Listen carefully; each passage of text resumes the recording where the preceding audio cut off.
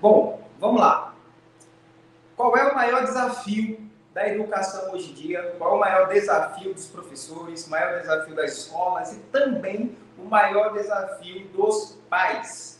Ora, o maior desafio que nós encontramos é ensinar ou tentar formar pessoas que não querem aprender. Pessoas que não conseguem aprender, não têm força de vontade para aprender, não têm força de vontade para se autoeducar, não têm força de vontade para buscar a atualização de suas potências. Pois bem, qual é o fenômeno que, por definição, conduz o indivíduo à atualização de suas potências? Esse fenômeno é o que nós chamamos de educação. Mas uma das primeiras coisas que o Sócrates, o grande filósofo grego, nos ensina é dar nome às coisas, é conceituar as coisas, é dizer o que as coisas realmente são. As palavras, elas são símbolos e como símbolos elas simbolizam alguma coisa. E o que a palavra educação simboliza? Simboliza um fenômeno de formação humana. Para que fique um pouco mais claro, eu quero trazer para vocês a ideia grega de formação. No grego, a palavra para educação é paideia.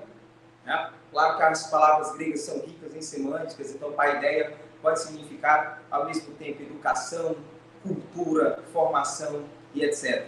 Mas, pense comigo, a palavra paideia, do grego, paidos, ou paidia, significa criança. O sufixo eia significa aquilo que é relativo à criança, ou seja, a formação da criança. Nós podemos entender a palavra paideia, que vai dar origem à nossa palavra latina exducere, né, que é o processo de formação, como o processo de formação humana. A educação nada mais é do que o processo de formação humana. A palavra paidos também é a mesma palavra que nós encontramos, né, na minha área de formação, na área de formação da professora Lorena, né, pedagogia. Né? Então, paidos, nós já sabemos que é criança. Né? Esse gogo, ou gogé, significa conduzir. Ora, se a educação é o processo de formação humana, o pedagogo, paidos, criança, gogo, conduzir, é aquele que conduz a criança nesse processo de formação. A palavra paideia, né, para o latim, nós vamos ter ela como a palavra exducere. Né? Ex significa sair, né, para fora, e ducere significa conduzir. Então, exducere, no latim, significa conduzir para fora. Então, veja, a educação é um processo de formação humana que visa conduzir para fora. Aí nós paramos para pensar, conduzir para fora de quê? Ora, do seu ego, do seu eu. A palavra ego, no latim, significa eu e dá origem à nossa palavra egoísmo. Ora, a educação nada mais é do que um processo de formação humana de tal forma a conduzi-lo para fora de si mesmo, para fora do seu eu, para fora do seu egoísmo. E para tal, é preciso que nós consigamos desenvolver algumas potências. Como eu mencionei no início da minha fala, o grande desafio da nossa educação é tentar ensinar para quem não quer aprender, para quem não tem força de vontade, para quem não consegue atualizar suas potências, para quem está preso dentro de si mesmo, né, no seu eu, nas suas paixões, nos seus afetos, nos seus devaneios, né, nas suas emoções. Então, veja, esse é o grande desafio da educação hoje em dia. Tentar ensinar para alunos que não querem aprender. E se a educação é esse processo de formação humana de tal forma que leva o indivíduo a sair de dentro dele mesmo, para que ele atualize as suas potências e tenha aí um processo de autorrealização do seu próprio ser, a minha tese é de que a educação nas virtudes, ela conduz esse indivíduo para a autorrealização do seu ser, para a autorrealização de quem se é. Então, feito aqui os pressupostos, eu defendo, né, essa educação nas virtudes como o caminho para a formação da personalidade humana. Daí a nossa palestra, Educação, paideia, exducere, processo de formação do homem, conduzir para fora. E qual é o caminho para a formação do caráter, da personalidade, da autorrealização do indivíduo. O cultivo das virtudes, uma educação das virtudes. Apenas por meio das virtudes nós alcançamos a ordem do nosso próprio ser, a ordem da nossa própria alma, da nossa psique, né? Nossa psiqueira. Isso que constitui o nosso próprio eu. Muito bem. Se o processo de formação humana é isso que define educação, né? É sair de dentro de si mesmo. Então, educação é um processo de dentro para fora, nessa perspectiva, né, da paideia, do ex ducere, né? Na formação do homem grego em Platão. Qual é o papel da escola e da família nesse processo de formação? Certo? Então, veja, para que nós possamos compreender melhor, a educação trata-se do processo de pessoas humanas, do bom desenvolvimento da pessoa humana. Veja, a educação das virtudes forja no indivíduo uma personalidade forte e robusta, que faz com que ele consiga desafiar e enfrentar as adversidades. Enfrentando as adversidades, ele atinge o que o Aristóteles chamou de espoldaios, que é o homem maduro. A maturidade é o ser humano maduro. E só o ser humano maduro pode encontrar a sua identidade. E quando ele encontra a sua identidade, não há mais crises existenciais. Ele conhece o seu temperamento, ele conhece os seus dons, as suas aptidões, as suas habilidades, ele constitui, ele entende toda a integralidade do seu ser, ele encontra a sua identidade. Então agora, ele é. E agora que ele é, ele faz. E agora que ele faz, ele pode ter. O que é que nós encontramos hoje em dia, na modernidade? Ora, nós encontramos exatamente o contrário. Pessoas que não são, portanto, não fazem, portanto, não têm. Né? A nossa modernidade são pessoas que querem ter para depois fazer e somente por fim ser. E desta forma, nem são, nem fazem e muito menos têm.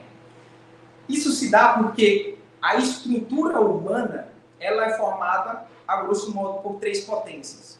Bom? Três potências. A potência da vontade, a potência intelectual e a potência da afetividade.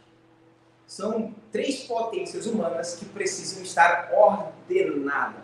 A ordem dessas três potências humanas, que encontram-se na própria alma humana, na própria constituição humana, a ordenação dessas três potências é o que nós vamos chamar de integralidade, né? Que é a formação do indivíduo integral, a formação de um ser humano excelente, né? Em grego, arete, a formação para a excelência, um elevado tipo de ser humano advindo de um processo de formação robusta nas virtudes para que ele encontre a sua própria identidade e realize o seu ser. Tá.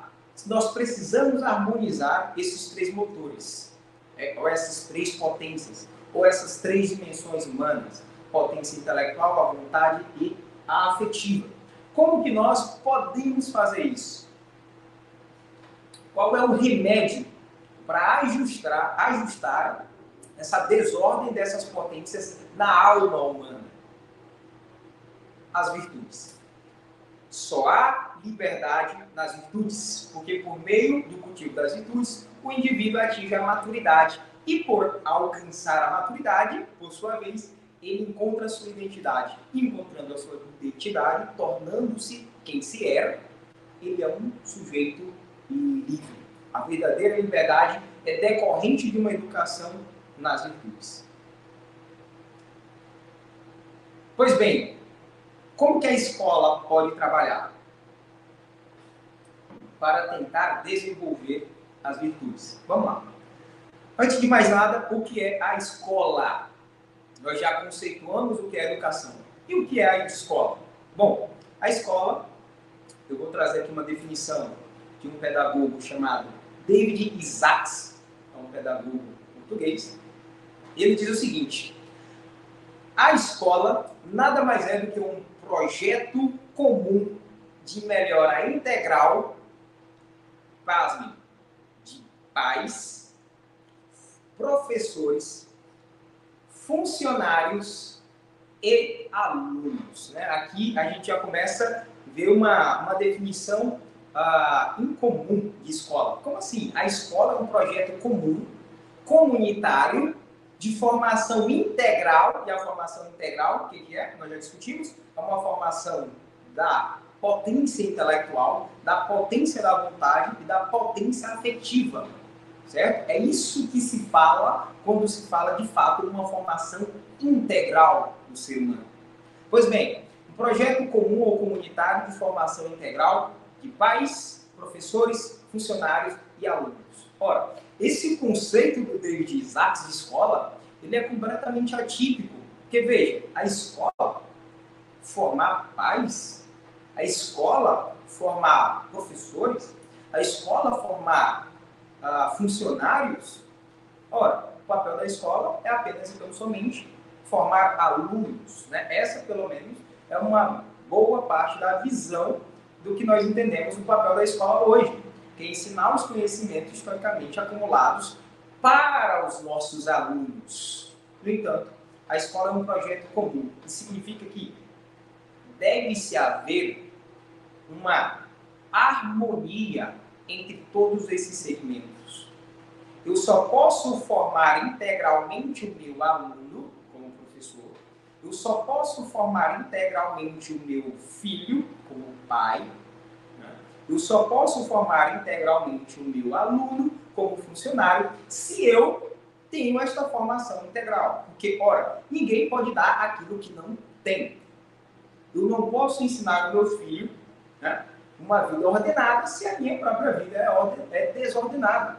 Então, o primeiro ponto para se pensar no papel da escola seria essa amálgama entre formação integral dos pais, formação integral dos professores, formação integral dos funcionários e, por último, em decorrência de pais bem formados, em primeiro lugar, e vamos já falar da responsabilidade dos pais na formação dos seus filhos, a formação dos alunos é decorrente da formação integral dos pais. Em segundo lugar, da formação integral dos professores, professores virtuosos, professores formados, né, na sua potência intelectual, na sua potência afetiva e na sua potência da vontade.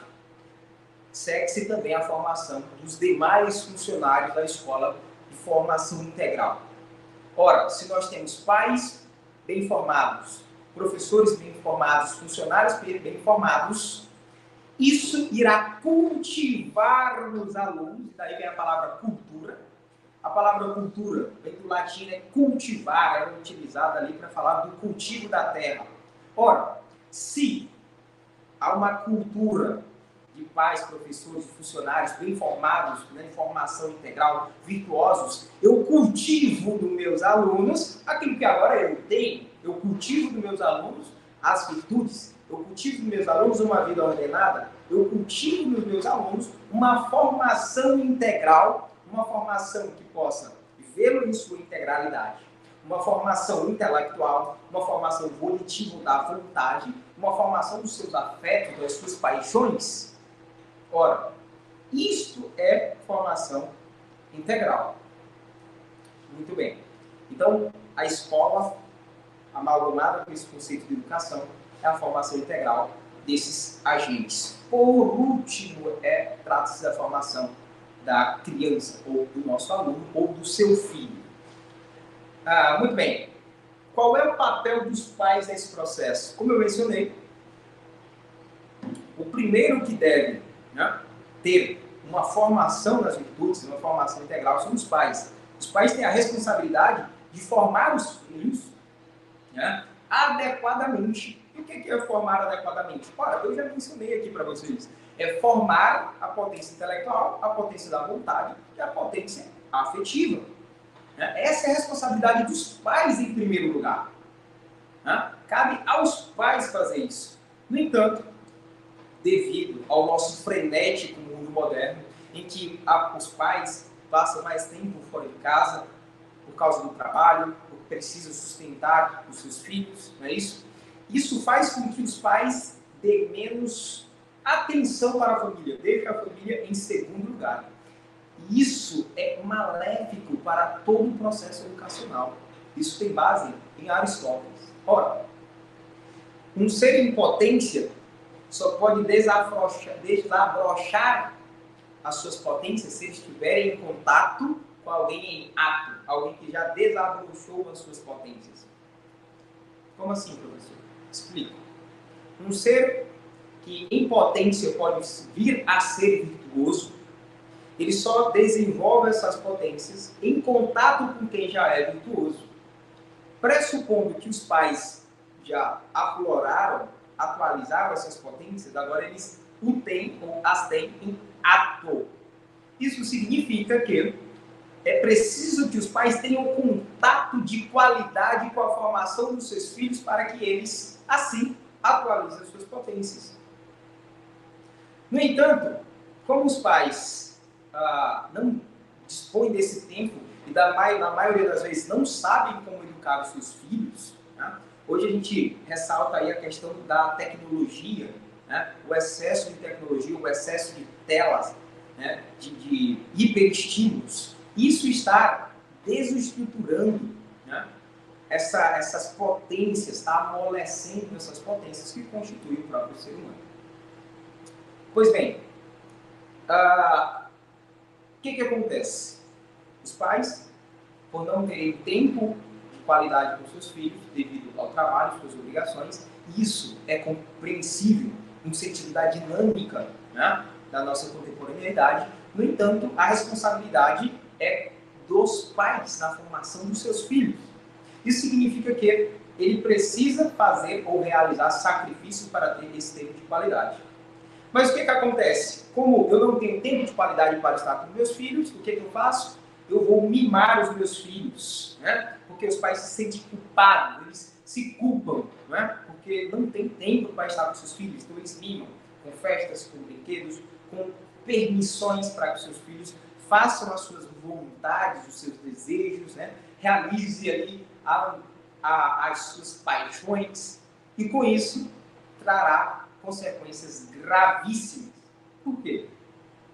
Ora, porque o contrário da virtude, que eu ainda não conceituei para vocês, são os vícios, né, que eu irei conceituar. Mas veja, ora, quando se mima os filhos, ele não desenvolve ali, o pai não educa na temperança, não educa na virtude da fortaleza, não educa na virtude da justiça, não educa na virtude da prudência. O que acontece? Esse filho, este aluno, ele se torna um ser humano fraco, um ser humano inseguro, um ser humano infeliz, um ser humano incapaz de atualizar as suas potências, portanto, incapaz de se autorrealizar. E o que acontece? Vem a frustração. Nós temos aí filhos inconscientes, nós temos alunos inconscientes, nós temos alunos imaturos, nós temos alunos infantis, como que, tanto no ensino médio, tanto no pré-vestibular, tanto no ensino superior, e eu atualmente atuo nesses segmentos, nós encontramos alunos ou adolescentes, jovens, tanto na educação básica, quanto no ensino superior, completamente imaturos. Os colegas professores que estão assistindo, creio que pode, né, constatar isso a partir da observação da realidade. Né? Alunos que, pela potência intelectual debilitada, não conseguem aprender o conteúdo, são incapazes, portanto, eles se tornam frustrados. Há cobrança dos pais, há cobrança dos professores, há cobrança da escola. Por quê? Porque pela ausência da educação das virtudes, e mais à frente, se houver tempo, eu vou traçar o caminho para começar essa formação das virtudes, ele não atualiza sua potência intelectual. E quando ele é cobrado, ele fica agressivo. Como se ele dissesse assim: ô pai, ô mãe, ô professor, você não está vendo que eu sou incapaz de fazer isso?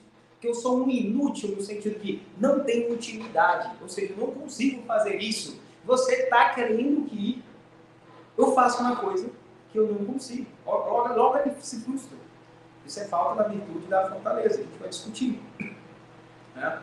Então, ele se torna inconsequente, imaduro e imaturo. E por isso, por essa frustração, ele se torna agressivo. Ele vai buscar uma compensação. E aí, o que acontece, fazendo um diagnóstico aqui? O que acontece? Ele vai buscar essa compensação no sexo, na bebida, nas drogas. E isso vai fazer com que ele desestabilize cada vez mais essas três potências. Então, os pais, por não arcar com a responsabilidade que lhe cabe, e sim, eu tenho plena consciência da dificuldade de vocês, pais, mas em amor ao seu filho, pelo zelo do seu filho, se tu queres que teu filho consiga se desenvolver, se encaixar na sociedade, ter uma vida feliz, é preciso que você abrace o seu filho, encontre tempo para o seu filho, né? Busque ser melhor para que o seu filho seja melhor. Ou seja, é preciso que você busque uma formação intelectual, na vontade, na afetividade, para que você possa proporcionar isso para o seu filho. Porque, afinal, ninguém pode dar aquilo que não tem. Muito bem. Esse seria o papel da família, né? Bem a grosso modo, pelo tempo que nós temos aqui. E qual seria, professor, o seu papel, né? O nosso papel, né? Agora, nós, agentes que atuamos, né, nessa instituição secundária, que é a escola. A primeira instituição é a família, a segunda é a escola. Ora, bom, o professor, ele tem 3 motivações. Eu vou trazer aqui um estudo do professor João Malheiro, educador, professor, doutor pela Universidade do Rio de Janeiro, Universidade Federal do Rio de Janeiro, fez o seu doutorado na educação das virtudes, a qual eu estou me fundamentando muito aqui. Pois bem, segundo o professor João Malheiro, o professor ele tem 3 motivações no seu papel, né?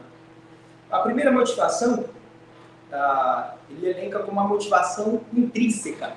Nós, professores, pelo gozo de aprender e o gozo de ensinar, né, nós temos essa motivação de aprender e ensinar, de ver o nosso aluno aprendendo, né, um determinado conteúdo. Essa seria o que ele chamou, bem a grosso modo, de formação, de motivação intrínseca.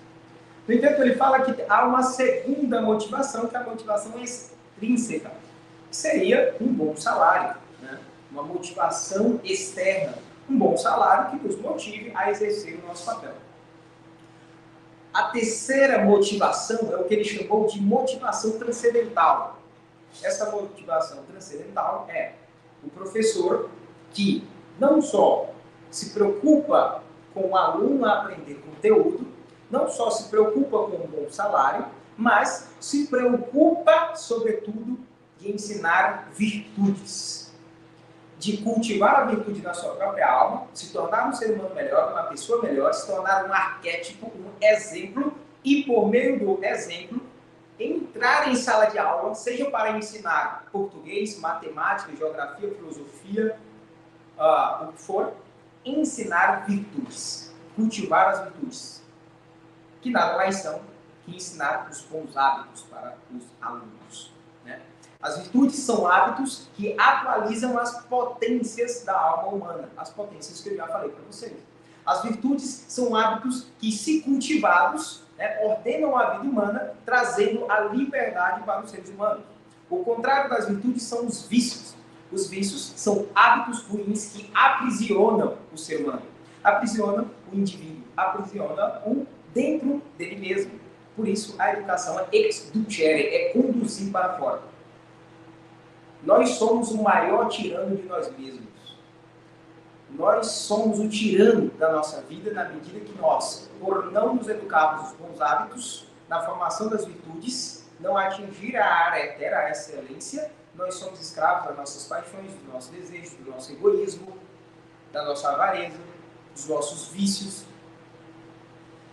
Portanto, o professor que tem essa motivação transcendental, ele se autorrealiza, porque ele não só quando o aluno aprende um determinado conteúdo intelectual, Não só quando o aluno aprende um conteúdo complexo, não só quando tem um bom salário, mas o professor que busca a formação nas virtudes, que tem essa motivação transcendental, ele se realiza quando ele vê as potências do seu aluno se atualizando. Ele percebe que o aluno não só aprendeu o conteúdo, mas ele adquiriu virtudes.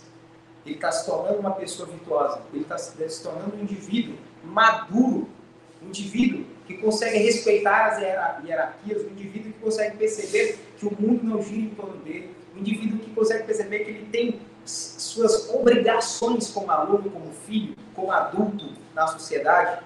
É um indivíduo que está alcançando a maturidade, que o Aristóteles chamou de spoldaios, e, portanto, esse indivíduo agora está apto a viver em sociedade junto com os outros indivíduos. Isso é a motivação transcendental do professor.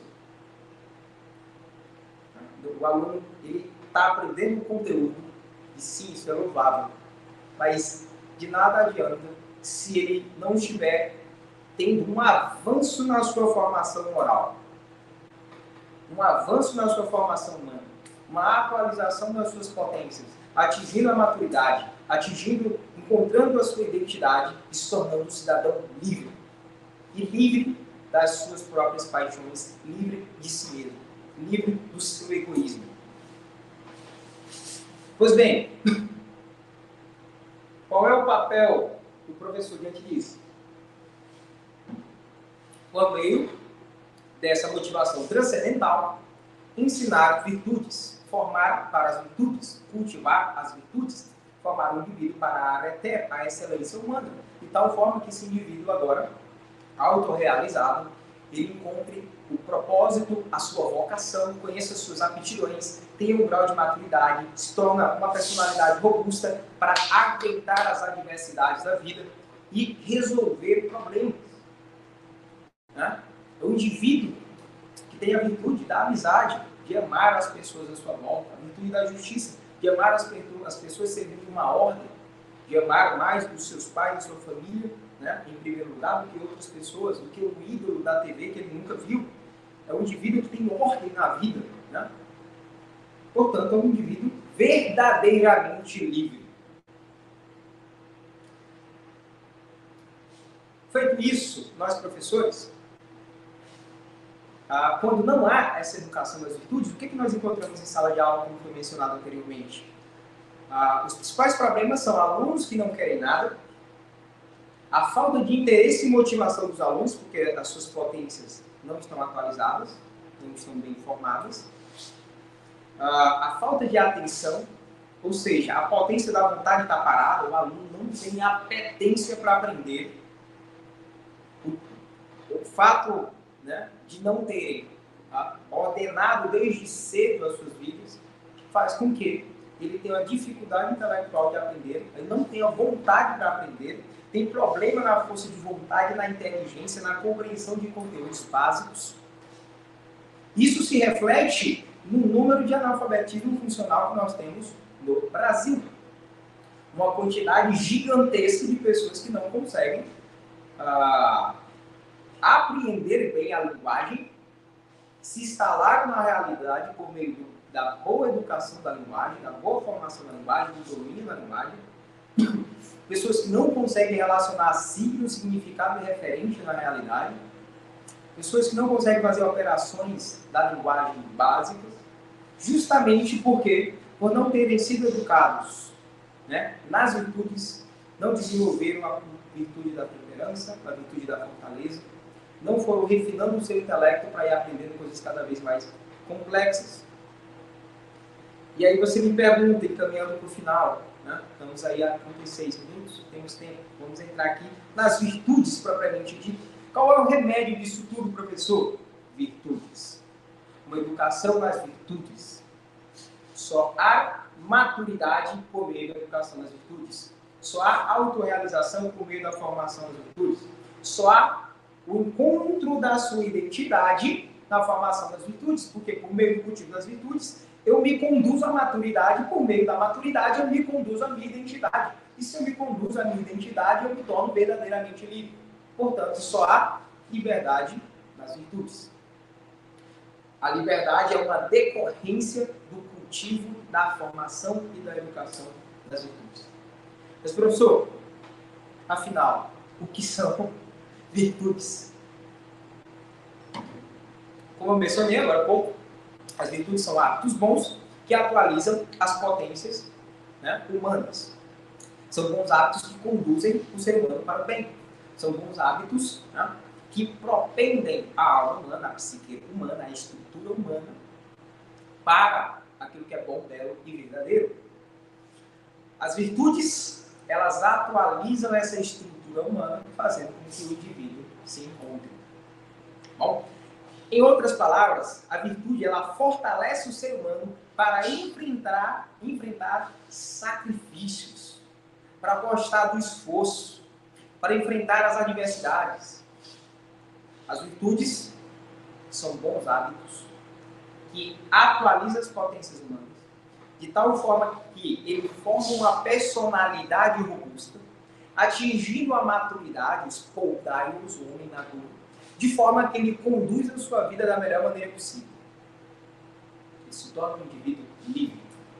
O contrário das virtudes, como eu mencionei, são os vícios. Os vícios são hábitos ruins que escravizam o ser humano. Né? O vício dos prazeres famigerados, né? Nessa hipertrofia afetiva que nós temos. Somente por meio da educação das virtudes, nós conseguimos nos desprender de nós mesmos. Muito bem. Conceituado virtude, né? A areté, hábitos bons que conduzem o ser humano para o bem, para a atualização de suas potências, para a maturidade de sua identidade. Professor, como ensinar virtudes? Vamos lá. Isso deve se começar na escola, na família, deve se prolongar na escola, até que o indivíduo tome autonomia e ele prolongue isso por toda a sua vida. Vamos lá, qual é a linha de desenvolvimento das virtudes? Ora, desde a primeira infância até os seus 7, 14 anos. Então, desde a primeira infância, nós já podemos começar a ensinar essas virtudes. Professor, quais são essas virtudes? Eu vou trazer aqui o que nós chamamos de virtudes cardeais. Virtudes cardeais vem de cardio. Cardio é o radical da nossa palavra coração. Né? São as virtudes que são no centro. São as principais virtudes para a atualização das potências humanas. Daí cardiologia, né? Sempre nessa ideia de cardio, o centro. As virtudes cardeais são, na ordem que eu vou trazer aqui, né? A temperança, a fortaleza, a justiça e a prudência, né? Que seria o coroamento dessas virtudes. Muito bem. Os pais, aqui nós encontramos uma dificuldade dos pais. Uma dificuldade de se educar na virtude. Por exemplo, a primeira virtude que deve ser cultivada no indivíduo, na criança, é a virtude da temperança. A virtude da temperança, ela tem algumas frentes, digamos assim. A virtude da temperança consiste em domar essa hipertrofia afetiva que nós temos, das nossas paixões. Nós queremos o prazer, né, a todo custo nos afastar da dor, nós queremos que as nossas vontades, os nossos desejos sejam realizados a qualquer momento, a qualquer hora. E a virtude da temperança, ela tem o que nós chamamos de ordem material, que a grosso modo é ordenar materialmente a vida da criança. Então, quando a criança vai lá, pega uma caixa de brinquedos, espalha os brinquedos, brinca, depois sai e fica naquela desordem dos materiais. Aí cabe aos pais a cultivar o hábito da ordem material.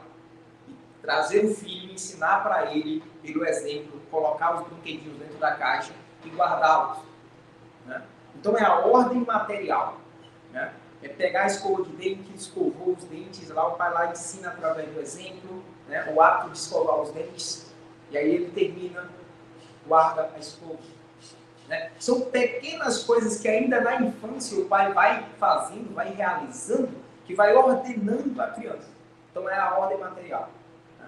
Pegou uma coisa no lugar, colocá-la, ensinar a colocar no lugar. é ordenar o ambiente, né? É ordenar, né, o aspecto material da existência humana, é arrumar o seu quarto, né? É ordenar o seu quarto, é conseguir dobrar uma roupa, né? Usei, né?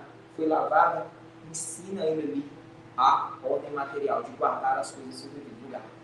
A segunda frente da virtude da temperança é a ordem temporal.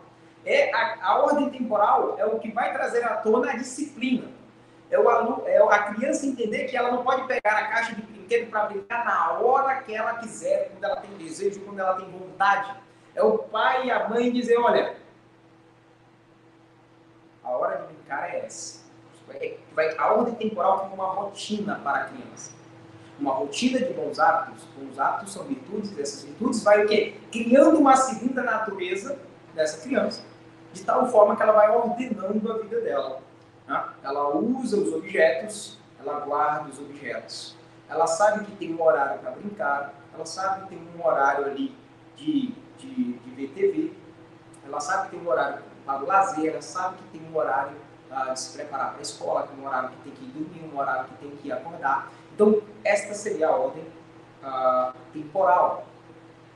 Eu estou me encaminhando para o final, devido ao tempo, pessoal, mas logo em seguida, caso haja perguntas, né, nós podemos colocar aqui nas perguntas, tá bom? Então, a ordem temporal cria uma rotina para a criança, e a escola também deve se valer disso. Né? Os alunos deixam as carteiras desorganizadas, pegam a carteira e colocam no lugar, terminou a aula, né? Pega a cadeira e retorna. Isso acontece na escola porque não aconteceu na família. Tem uma rotina. A ordem afetiva, que trata das obrigações sociais, né? O respeito aos próprios pais, né? Aos avós, aos mais velhos, aos professores, aos gestores, aos zeladores. Né? A ordem afetiva. Né? Ou seja, é o desprendimento das suas paixões, é fazer uma espécie de sacrifício para um ajuste na ordem social. A ausência da ordem afetiva leva a uma criança mimada, né? Aumenta o ego. Por quê? Porque não houve uma moderação das paixões. A ordem afetiva é o aluno entender, a criança entender que ela não irá realizar todas as suas vontades quando e onde ela quiser. Primeiro ela vai entender a partir de sanções dos pais, a partir do ordenamento da escola. Não pode sair da sala de aula, não pode usar celular. Vai boicotando, né? Vai conduzindo ela a realizar sacrifícios. Isso a gente vai ver melhor na virtude da fortaleza. Então ela entende que é menos ela, menos eu, menos ego, e ela começa agora a respeitar, ter um autorrespeito e viver em comunidade com outros indivíduos, domando, né, os seus afetos, essa hipertrofia afetiva. A próxima virtude é a virtude da sobriedade, né, que é meio que coroa todas elas. Né? A virtude a ordem material, a ordem temporal, a ordem afetiva, certo? A ordem mental. O que seria a ordem mental? A ordem mental é quando a criança ela tem critérios para distinguir o que é certo, o que é errado, o que é verdadeiro, o que é falso, o que é bom e o que não é bom. O pai, os professores começam a ensinar a elas o que é certo, o que é errado, o que é verdadeiro, o que não é, o que é bom, o que não é. Isso vai criando uma ordem mental de tal forma que ela vai criando repertório para tomar decisões na sua vida. Para tomar decisões na hora de nortear a sua vida. Na ausência do pai, na ausência do professor, ela criou um arcabouço no seu imaginário. Isso se dá muito por meio da formação literária também. Né? Ela cria um arcabouço literário que ela pode acessar e, a partir daquelas experiências universais que ela atingiu pela formação do imaginário, pela aquisição da leitura, da cultura, da educação das virtudes, ela consegue dizer não para isso porque isso é errado, sim para isso porque isso é certo, mesmo que isso haja um sacrifício, mesmo assim eu vou realizá-la. A sobriedade é o que coroa, né, a virtude da temperança. Porque, a grosso modo, a temperança é colocar limite. A sobriedade é colocar limite. Colocar limite nas paixões, nos prazeres, né, no seu egoísmo. Colocar limite em tudo aquilo que te afeta. Nós, seres humanos, temos uma disposição interna. E nós somos afetados pelo exterior. Mas vem uma afetação externa. Se nós temos uma boa formação das virtudes, nós somos capazes de domar a nossa disposição interior, formada pelo cultivo das virtudes, para um sacrifício em prol da comunidade, em prol da minha pessoa, em prol daqueles que estão à minha volta. A temperança, ela protege a inteligência, porque quanto mais domínio das minhas paixões, quanto mais domínio dos meus desejos, quanto mais sóbrio, quanto mais limite, quanto mais moderado eu sou, mais a minha inteligência se sobressai. Porque a inteligência humana, a razão humana, é aquilo que nos é singular.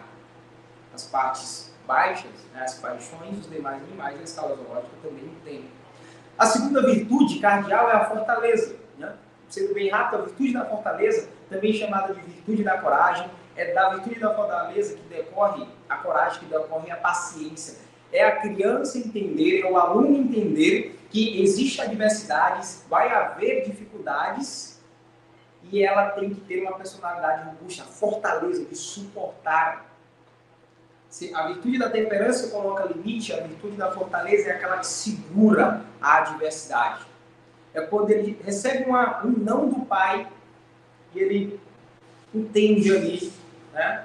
Ele vai entendendo que há limites e ele começa a saber lidar com isso. É quando um resultado de uma prova que ele queria tanto que fosse positiva, aquele resultado vem negativo. E aí ele não se frustra, ele suporta, ele se levanta. Né? Ele se levanta, ele vai agora, né, ter mais disciplina, estudar mais, focar mais para se desenvolver. É quando, a virtude da fortaleza é quando ele quer tanto, mas quer tanto uma coisa, mas ele entende que ele tem que fazer sacrifícios. Ele entende que ele tem que ter sacrifícios, que ele tem que se esforçar, que ele tem que tirar tempo para estudar, para revisar, para fazer, para cultivar. A virtude da fortaleza é quando ele faz sacrifícios. Eu quero ter uma saúde melhor, vou ter que fazer sacrifício na nutrição, no alimento. Eu quero ter um físico melhor, vou ter que sacrifício. Eu vou para a academia todos os dias, eu vou fazer caminhada. Eu quero aprimorar minha capacidade intelectual, eu vou fazer o sacrifício de ler livros, um livro por mês, um livro por semana. Né? Eu entendo, né? eu quero comprar o bem, eu tenho a virtude da fortaleza, decorre dela a virtude da paciência. Eu entendo que naquele momento eu não estou pronto para realizar aquilo, eu não estou pronto para sofrer aquilo, eu não estou pronto para receber aquilo. Então a virtude da fortaleza, ela é a virtude que faz com que nós tenhamos uma personalidade robusta para suportar as adversidades. Essas virtudes, elas são afetadas quando as mães e os pais são superprotetores. E aí, por esse excesso de superproteção, o aluno não desenvolve limites, a criança não desenvolve limites, não desenvolve uma ordem material, uma ordem temporal, certo? Uma ordem afetiva e muito menos, né, é capaz de realizar sacrifícios. A virtude da justiça, por sua vez, ela faz com que ela cultiva no indivíduo a amizade, a generosidade. A virtude da justiça é ter o senso das proporções, é saber a hierarquia correta das coisas. A virtude da justiça decorre a amizade, que é a virtude que nos faz conviver com as outras pessoas. É o que o Aristóteles chamou de zoon politikon, é a nossa natureza social. Mas para viver em sociedade, eu tenho que sair do meu ego, que nós já falamos, ex ducere, por meio dessa formação, e começar a amar as pessoas. Né? Em grego, a palavra é philos, filia, significa amizade ou amor, mas não amor no sentido eros, né? Que seria o amor desejo, o amor sexual, o amor filia, amor filial, o amor de amizade. E a justiça, ela faz com que nós tenhamos uma boa hierarquia das ordens. Ou seja, eu amo a minha mãe mais do que um ídolo na TV. É ter o senso das proporções, da injustiça. É encontrar a justiça na sua alma para que você encontre a justiça na realidade.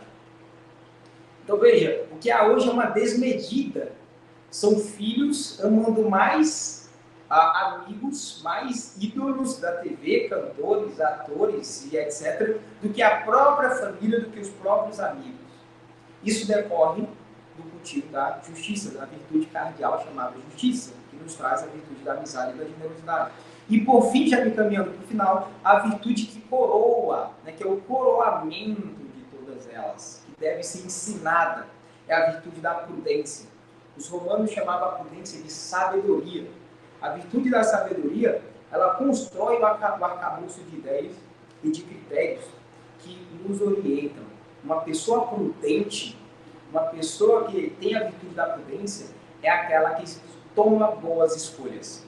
É aquela que, por ser prudente, ela age certo na hora certa, no momento certo. Isso se dá por meio do cultivo da prudência, certo? Que está muito ligado também à questão da aquisição dos critérios. Algo que está ligado à virtude da prudência é a estudiosidade, a virtude da estudiosidade. Não é da curiositas, né? No latim, curiositas. Você tem a curiosidade para aprender algo, aí você vai lá e vai naquela ânsia, pega o primeiro livro e a primeira página, você, por falta de virtude da fortaleza, né? Você não consegue ir adiante. A virtude da estudiosidade é aquela que faz você permanecer, né? Para usar uma expressão chula. Não é aquele fogo de palha. Você, vou fazer. Não. A virtude da prudência é você ir fazendo as coisas de forma paulatina, insidiosa. A virtude da prudência faz com que nós entendamos que o mais importante do que a intensidade é a permanência, é a disciplina. E aí eu vou na estudiositas, né? É a virtude da estudiosidade. Quanto mais inteligente eu sou, quanto mais sábio eu sou, essa é uma outra definição de prudência, né? Prudência é a sabedoria. Quanto mais sábio eu sou, eu tomo as melhores decisões, e tomando as melhores decisões, eu tenho as melhores consequências para a minha vida e, portanto, eu me realizo, eu não tenho arrependimentos, porque as decisões que eu tomei foram prudentes, foram ordenadas e me conduziram para um bem, de tal forma que a virtude da prudência faz com que nós olhemos para a nossa vida como um todo e nós compreendemos que nós somos mortais, nós somos efêmeros. A vida, ela é breve, mas não é pelo fato dela ser breve que eu sou uma metamorfose ambulante. Não é pelo fato dela ser breve que eu vou viver como se não houvesse amanhã. É pelo fato dela ser breve que eu tenho que ser prudente, sábio e tomar as melhores decisões para aproveitar essa brevidade da vida. Porque, diria Sêneca, uma obra chamada Sobre a Brevidade da Vida, a vida, ela não é curta, ela é suficientemente longa para quem sabe vivê-la de maneira prudente, da melhor forma a ser vivida. É a virtude da prudência que enobrece a inteligência. Portanto, só há a formação de indivíduos realmente livres por meio da educação das virtudes. Daí, educação e virtudes caminham para a formação da personalidade.